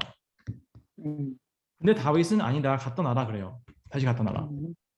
왜냐? 영어로는 if God is pleased with me 그렇게 얘기를 하면서 that God will bring me back. 무슨 뜻이냐면 하나님 날 좋게 보신다면 날 용서하셨다면 나를 다시 데려오실 거라 이거예요. 근데 용서하셨다면 무슨 말일까요? 여기서 이 경험을 하면서 다윗은 시편 51편을 씁니다. 51편. 근데 진짜 마음 깊은 회개를 해요. 그리고 나단이 당신 용서 받았습니다라고 얘기를 해줘요. 근데 이게 용서를 받았습니다 하는 거가 좋은데 용서 받았으면 이게 좀 뭐 바뀌었으면 좋겠는데 안 바뀌어. 그렇지. 용서를 상황은 더 네, 용서를 받았다고 믿어야 되는데 이 상황들이 믿는 걸 굉장히 힘들게 해요. 그렇지.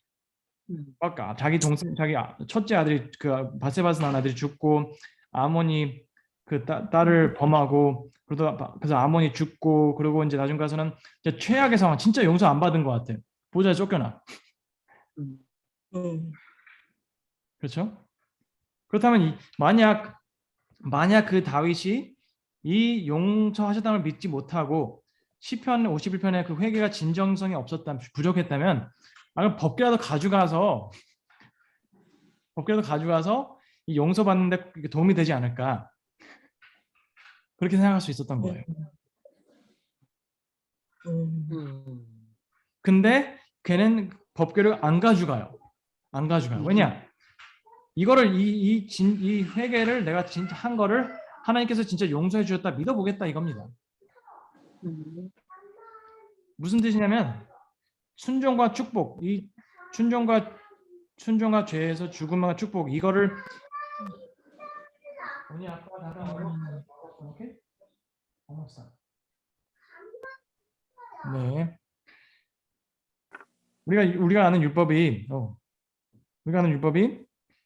다윗이 하는 율법이 우리가 아는 율법 이게 다였다면 순종, 축복, 죄, 죽음 이게 다였다면 다윗의 삶에는 희망이 없었을 겁니다. 그래. 하지만 그리고 사실 다윗을 위해서 언니 엄마한테 해봐요. 엄마 깨어났어 사랑이랑. 엄마한테 잠깐 엄마가 맘마 줄 거야 좀 이따 오케이? 네.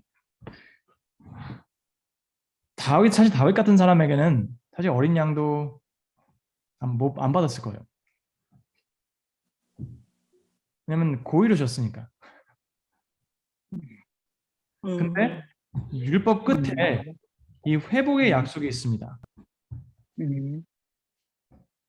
너희가 포로돼서 있어도 내게 기도를 하면 회개하면 내가 너를 회복시켜 주겠다. 그 약속이 있어요. 그래서 다윗은 그거를 붙잡은 거예요. 이 약속을 신실하게 지켜주시겠지 하고 믿은 거예요. 목사님 말씀 도중에 죄송한데요. 신실하게 믿고 또 용서를 받고 그건 믿었지만 이 사단이 원수로 하여금 해방거리를 줬다 그랬어요. 이 다윗이 고의로 범죄함으로 인해서 그렇기 때문에 그 후에 범죄 후에 계속 그 좋지 않은 일들이 계속 그를 괴롭혔죠. 그렇죠? 그러니까 우리가 용서를 받고 회복은 다 하지만 원수가 계속 우리가 이 선악간의 대장주를 보고 이 사건을 봐야지 더 이해가 빠르지 그렇지 않고는 계속 혼돈 속에 있게 되는 거예요. 원수한테 해방거리를 주기 때문에 하나님도 어떨 때는 원수한테 그걸 보여줘야 될 때는 의인이라 할지라도 고통을 받는 거죠. 그 죄에 대한 그걸 받는 것 같아요. 그 사단이 계속 해방글을 주기 때문에. 그렇죠. 그게 이제 근데 그때 우리가 그 용서를 믿냐 안 믿냐, 그 회복이야. 진짜 하나님께서 해주실 거다, 용서를 해주실 거다, 믿냐 안 믿냐는 우리가 율법을 얼마나 잘하냐에 따라 달렸다 이거죠. 그렇지. 율법이 우리 기억 속에 얼마나 깊이 새겨져 있냐, 그거에 달렸다는 거죠. 근데 보세요, 이 다윗의 삶이 여기 그 노아 시대와 똑같고, 왜냐면 생각해 보세요. 다니엘 그 창세기 1장 2장까지는 잘 살아요. 근데 3장부터 5장까지는 이게 계속 안 좋은 일만 생겨요. 그래서 6장에 가서는 쫓겨나는 상황이 온 거예요. 다니엘 창세기 6장 따지자고는. 그렇죠? 홍수가 왔어요. 근데 하나님께서는 방주를 주세요. 이 방주를 주는 게, 방주가 이 회복의 약속에 똑같다는 것입니다. 다윗은 그냥 이 회복의 약속을 믿으면 구원을 경험할 수 있다는 것입니다. 왜냐하면 마지막 때 계시록 14장 메시지가 14장에서 쭉 나오는 메시지가 18장까지 바벨론에서 나오라는 거예요. 나와. 그러면 회복의 메시지죠. 예, 그러니까 이게 그냥 그때, 그러니까 의로운 삶을 살지 못했더라도 그때 마지막이라도 나오면 구원을 주신다는 거예요. 아멘. 아멘. 근데 우리는 이 메시지를 전할 때 이 마지막에 나와도 받아주시는 이 하나님을 모르면 우리는 전도를 할 수가 없어요. 왜냐면 우리가 그 사람들이 지금 거기 나와도 용서해 주실까라는 이 의심이 있는 거예요, 우리 마음속에. 그러면 무슨 소리냐? 우리 자신도 완벽하게 용서받았다는 것을 확신치 못한다는 것입니다. 그러면 우리도 구원을 받지 못할 거라는 거예요. 목사님, 그러면은 예수님께서 율법이시고 율법이 예수님일 때 모세 오경을 통해서 그 당시에 그 사람들은 그 율법을 통해서밖에 예수님을 알 수밖에 없었잖아요. 그죠? 그렇죠? 근데 율법을 무시했을 때 그 삶이 계속 반복됐잖아요. 또 돌아갔다 하나님께 좀 또 죽겠다고 하면 하나님께서 또 좀 살게 해주면 또 과거로 돌아가고, 그런 돌아간 그런 것들이 이스라엘 백성들이 그게 결국은 고의적인 죄로 들어가는 거예요. 아니면은 우리가 가지고 있는 우리의 죄된 성향.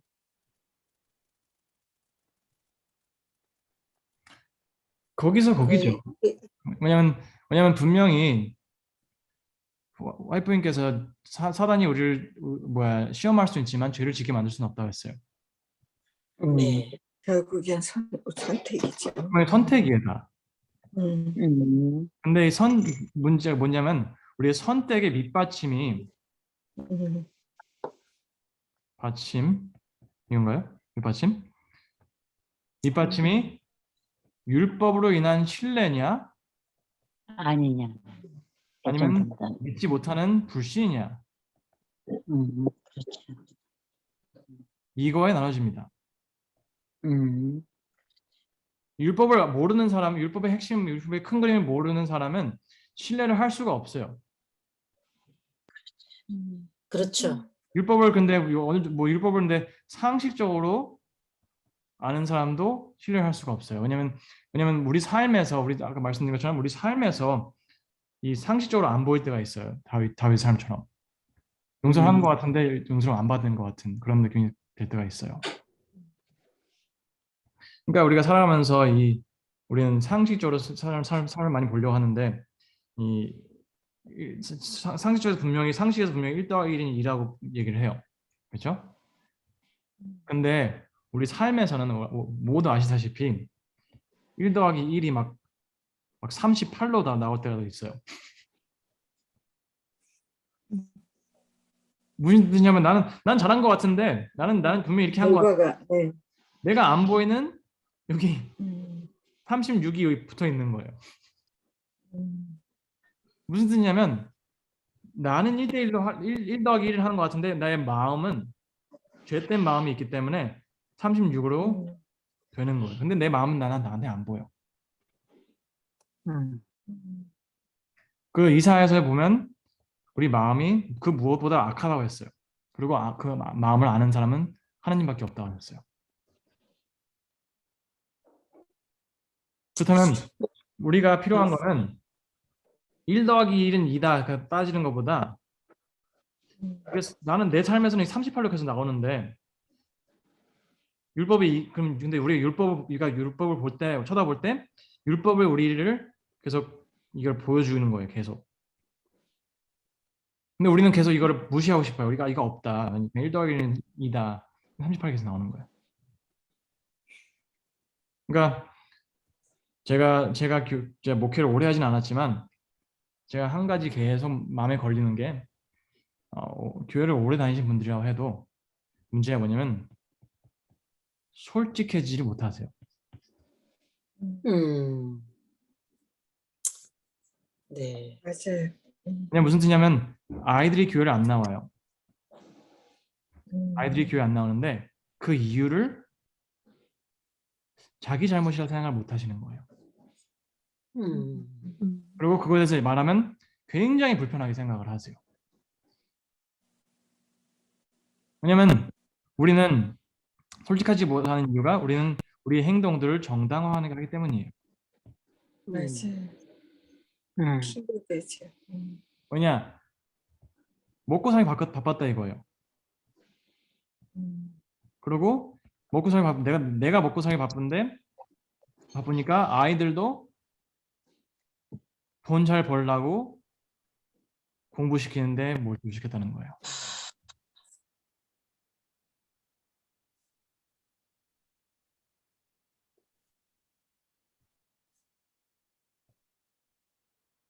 그러면 이게 무슨 뜻이냐면요.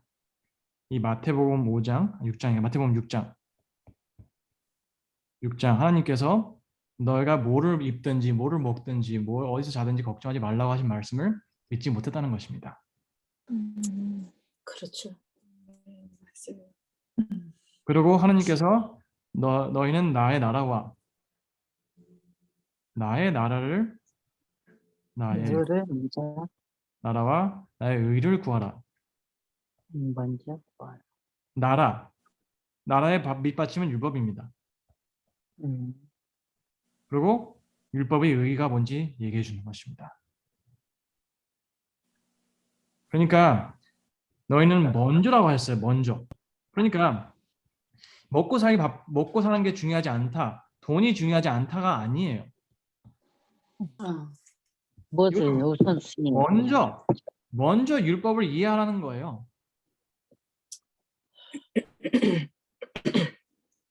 그러면 제가 이제 실질적으로 율법을 제가 권장하는 이유가 모세오경을 권장하는 이유가 우리는 솔직하지 못한 이유는 우리가 솔직해지면 우리가 용서를 받지 못할 거라 걱정하기 때문이에요. 우리 솔직해지면 하나님께서 우리를 좋게 안 볼 거라 이거예요. 근데 우리가 우리가 율법을 생각할 때 우리를 정죄하는 거를 생각하잖아요. 그렇죠? 근데 하나님의 율법은 정죄하는 것이 아니고 우리를 회복시켜 주시려고 주신 거예요. 보호하시고. 그렇죠? 마지막 약속이 회복이니까 용서하시려고. 근데 우리가 솔직하지 못하는 이유는 우리는 율법의 정죄가 싫어서 그래. 정죄 좋아하는 사람 없어요. 근데 우리가 율법을 봄으로써 율법의 핵심은 용서구나. 우리가 율법을 주신 이유로 회복시켜 주려고 하는구나. 그러면 우리가 그런 모습을 봤을 때 우리는 진정으로 솔직한 마음을 갖게 될 수가 있는 거예요. 네. 그러면 그때 솔직해지면 우리는 진정한 용서를 받을 수 있어요. 그 정로의 계단에서 화이프님께서 우리가 진정한 회개를 경험하지 않았으면 진정한 용서를 받지 않았다고 말씀하세요.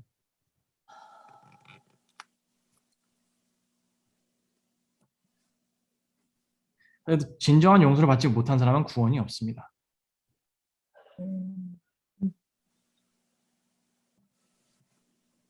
와이프님께서 시대의 소망에도 보시면 우리가 예수님이란 돌을 위해 깨져야 된다고 하셨어요. 우리가 그 예수님이란 돌 반석 위에 깨지지 않는 사람은 그 반석으로 인해서 우리가 부서질 거라고 하셨어요. 그리고 제가 우리가 이제 히브리서 4장 12절에 하나님의 말씀은 칼 같다고 하셨어요. 그렇죠? 근데 그게 무슨 뜻일까요? 그러니까 율법을 보면 죄와 의와 회복이 뭔지 볼 수가 있어요. 회복, 용서 다 볼 수가 있어요. 그렇죠? 그러고 나서 우리가 역사책을 보면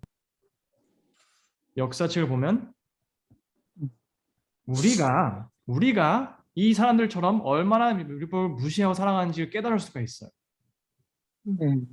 그리고 우리는 그렇게 된다면 우리는 그 지혜서에 나오는 죄에 대한 한탄을 할 수밖에 없어요. 왜냐면 사실 시편처럼 죄에 대한 한탄을 그렇게 뚜렷하게 하는 게 없어요. 그리고 우리는 거기서 그 선지자서 그 다음에 선지자서에서 우리를 향한 하나님의 말씀에서 오는 그 심판에서 오는 그 아름다운 메시지의 희망을 볼 수가 있는 거예요. 그때야만이 우리는 예수님을 진정으로 이해할 수 있는 거예요. 아멘. 그렇죠? 네. 왜냐면 우리가 봤을 때 우리는 이 율법 죄와 의와 회복과 용서를 주신 이 율법을 무시하고 살아왔어요. 역사책을 봤을 때. 그리고 우리는 그걸 한탄했어요. 지혜책의 시편처럼. 그리고 전도서처럼. 그리고 선지자서는 우리가 우리 역사적으로 우리가 율법을 버리고 살았다는 것을 보여줘요. 그럼 참 그게 듣기가 힘든데 이 선지자서는 아니다. 우리의 희망이 예수님이 오신다. 진정한 이 회복과 용서를 해주실 수 있는 성소 제도도 할 수 없는 이 용서를 해주시는 예수님께서 오신다 이거예요. 그런 예수님을 만난 사람들이 사도행전에서 나오는 사람들처럼 그 성령을 듬뿍 받을 수 있는 것이고,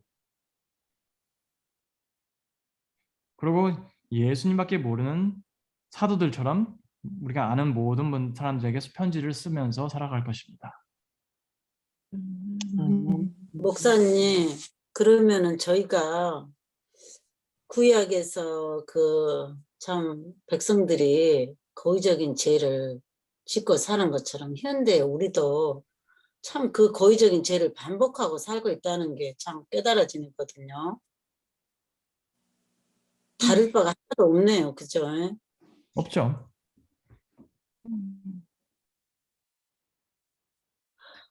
그러니까 우리는 저는 그래서 왜 율법을 계속 읽으신다면 역사책, 지혜책, 선지자서, 복음서 다 이해하실 수 있어요.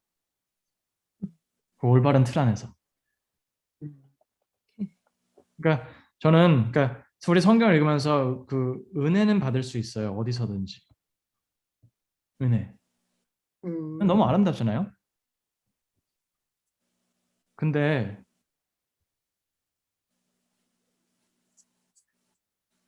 그 야고보서에서 하나님께서 우리에게 성령을 안 주시는, 지혜를 안 주시는 것에서 말씀을 하세요. 왜 안 주시냐? 우리의 욕망을 위해서 쓸 거기 때문에 안 주신다는 거예요. 맞지. 근데 우리가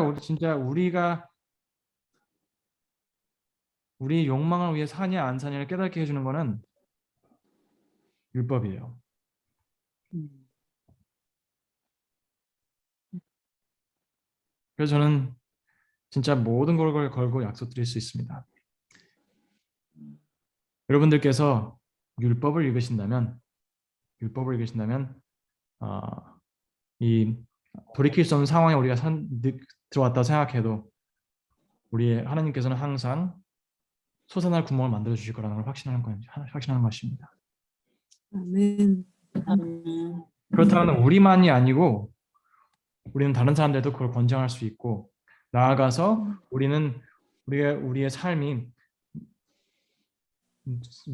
룻처럼 좋은 결과가 나온다는 것입니다. 음. 그럼 저는 이 율법의 이 틀을 성경 어디를 펴도 저는 보여드릴 수 있어요. 음. 그게 역사책이든 모세오경이든 그리고 나중 가서 신약이든 상관없이 똑같은 틀을 보여줍니다. 그렇다면 우리가 확신할 수 있는 반복으로써 우리 마음이 차분해지고 그걸 믿게 되는 것입니다. 그러면 우리는 진정으로 의지하고 살아가는 거예요. 그럼 우리가 그걸 의지하기에 우리는 다른 사람들에게 진짜 기쁜 마음으로 당연한 마음으로 그분들에게 권장할 수 있는 거예요. 그래서 그렇다면 우리의 전도의 목표는 전도의 과정이 이래요. 전도의 과정이 1. 그들을 사랑합니다. 그들을 사랑하고 마음을 사요. 마음을 사고 그들에게 율법을 읽을 걸 권장합니다.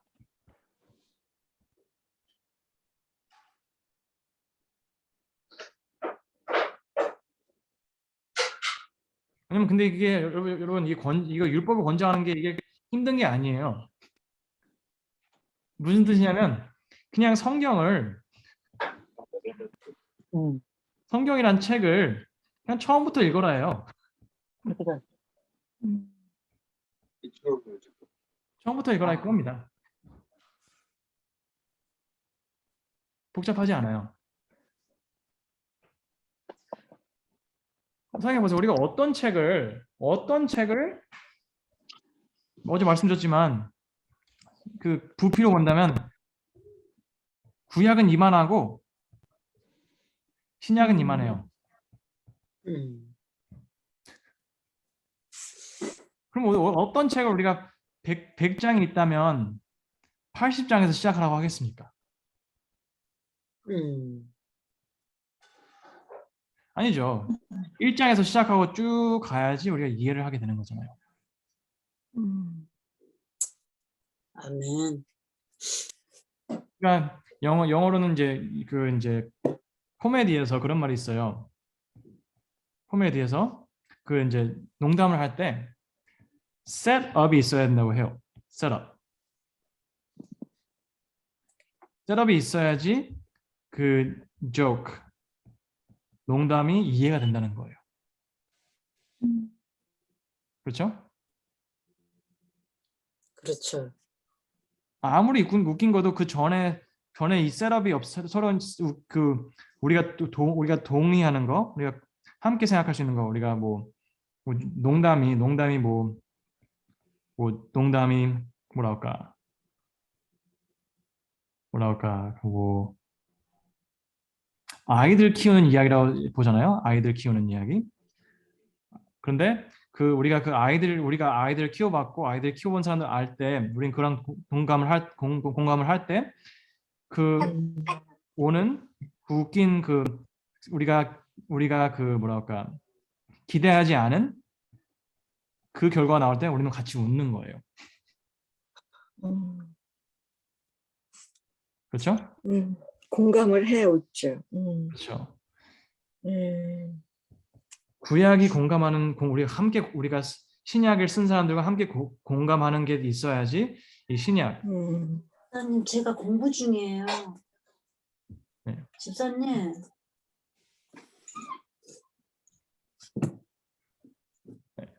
여보세요? 네, 저는 그래서 저는 너무 좋은 게 이게 너무 단순합니다. 복잡하지가 않아요. 그렇다면 단순하다는 게 뭐냐면 방주를 타라 이거예요.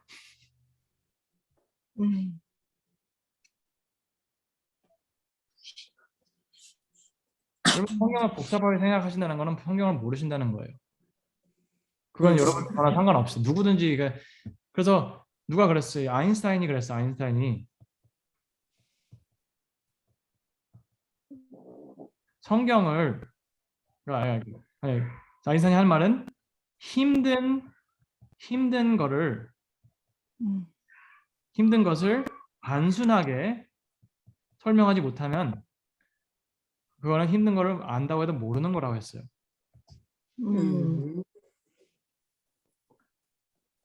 성경을 단순하게 해결하지 못하고 막 신학적으로 문법적으로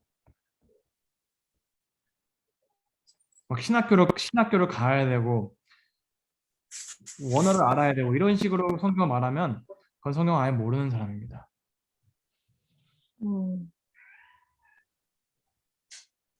근데 이제 단순하게 이해할 수 있지만 그 과정은 단순하지 않죠. 힘들죠. 읽어야 되니까. 저도 레위기 읽으면서 잠잔 적 많습니다. 하지만 꾸준히 읽다 보니 이 단순하고 아름다운 복음이 보이기 시작한 것입니다. 아멘. 그래서 제가 지금 근데 제 삶에 이 성경을 이해하는데 완벽하게 진짜 완벽하게 하시면 진짜 지금 딱딱 다 맞춰준 게 뭐냐면 이 장절 없는 성경이에요. 장절 없는 성경이 쭉 이어지는 걸 보여주는 거예요. 이야기처럼. 그래서 근데 한국 성경은 그게 찾기 힘들더라고요. 영어 성경 많은데 그래서 제가 하나 만들었어요. 모세오경만 있는 거, 모세오경만 있는 거를 만들었거든요. 그래서 원하시는 분 제가 보내드릴 수 있어요. 근데 그건 나중에 얘기하고요. 오늘은 여기서 끝내요.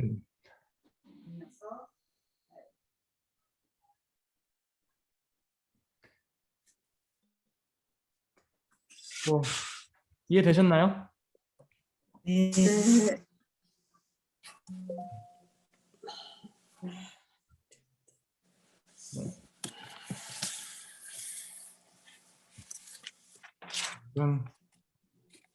저는 목사님 끝없이 듣고 싶지만 오늘은 진짜 목사님 말씀처럼 여기서 끝내야 될 것 같아요. 네, 맞습니다. 기도. 예. 하루를 시작해야 되기 때문에 예. 기도하겠습니다. 감사합니다. 하늘에 계신 아버지, 감사합니다. 우리가 이 성경의 단순한 메시지를 깨닫고 우리가 진정 삶의 변화를 경험하고 하나님을 경외하고 하나님을 사랑하고 이웃을 사랑하는 게 무엇인지 깨달을 수 있는 유일한 방법을 가르쳐 주셔서 감사합니다. 아멘. 우리가 이 과정을 믿고 단순하지만 이게 진리라는 걸 믿고 최선을 다해서 깨달을 때까지 읽을 수 있도록 도와주세요. 여기 계신 모든 분들 축복해 주시고 이분들이 하나님의 사랑을 깨닫고 진짜 자신 있게 마음 놓고 다른 사람들 나눌 수 있는 분들이 될 수 있도록 도와주세요. 아멘. 오늘 하루 함께 해주시고 예수님의 이름으로 기도드렸습니다. 아멘. 감사합니다. 감사합니다. 감사합니다. 고맙습니다, 목사님. 수고하셨습니다.